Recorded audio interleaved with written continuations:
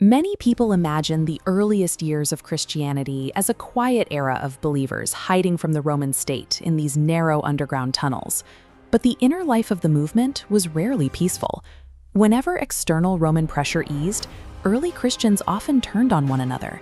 Different regions and houses began developing their own distinct versions of the faith, leading to fierce internal disputes. At the center of these clashes was the unresolved question of Christology, the theological debate over exactly who or what Jesus was.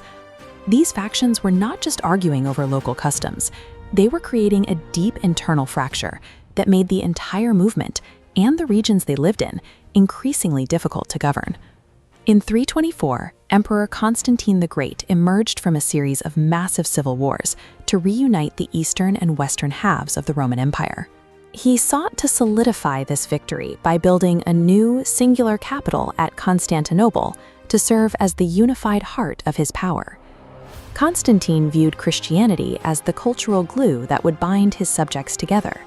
Instead, he found the religion splitting into hostile camps, with bishops excommunicating their rivals across entire provinces. To an emperor who had spent his life fighting to stop the Roman world from tearing itself apart, these religious brawls in the streets looked like the beginning of another civil war. The most significant threat to this unity came from a priest in Alexandria named Arius, who began teaching a subordinationist Christology. Arius argued that if God the Father was the creator, then Jesus must be a separate created being. Under this logic, there was a specific point in time when the Son did not exist. The Orthodox faction realized that if Jesus was merely a creation, he was not truly God in the flesh. This undermined the core mechanics of their faith, which relied on God himself performing the act of salvation. They countered that Jesus was begotten, existing eternally alongside the Father as a co-equal divine partner with no beginning. This clash determined whether the faith rested on a bridge between heaven and earth that was truly divine, or a created middleman that left the promise of salvation in doubt. Fed up with the instability, Constantine decided to step in and referee the dispute. In 325 CE, he convened the Council of Nicaea, where he dragged hundreds of bishops from across the empire into a single room.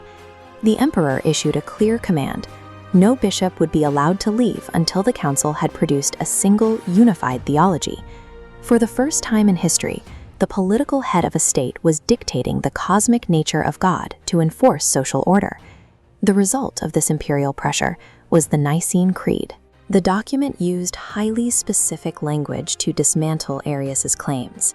By including phrases like begotten, not made, and very God from very God, the council created a text that could not be interpreted in any other way. This creed became the absolute benchmark for what the empire would now recognize as Orthodox Christianity. This was more than a statement of faith. It was an official imperial framework designed to provide a predictable, manageable religion for the state. But what happened to the dozens of other early Christologies that didn't make the cut? The state began enforcing the new rules by exiling dissenters, branding non-signers as heretics, and systematically destroying their books. This enforcement raises a difficult question. Did the Nicene Creed win because it was the most convincing theology, or because it had the weight of the emperor's legions behind it? Nicaea set a precedent that redefined the role of the state, fusing religious doctrine with the tools of imperial political power.